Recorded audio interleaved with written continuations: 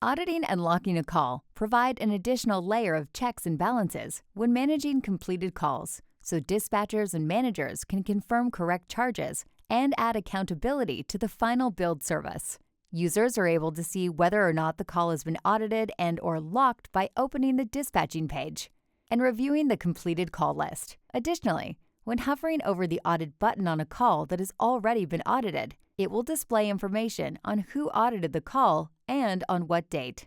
As an authorized user completes their review of a completed call in the Modify Call screen, they will have a few time-saving options to choose from alongside the Current Save option, which include Save, Lock, and Audit, Save and Audit, and Save and Lock.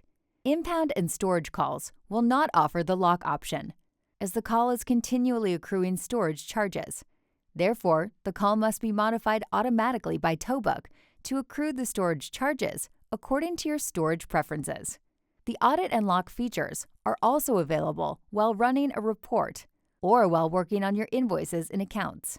For example, if you go to Reports, select Financial Reports, then select Payment Verification.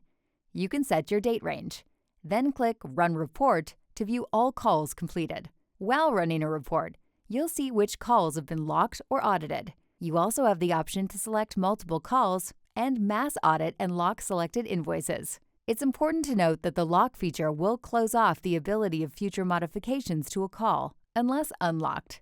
Only managers and accountants have the ability to lock and unlock a call. If you would like your dispatchers to have the ability to lock and audit calls, contact our support team for assistance with setting this up.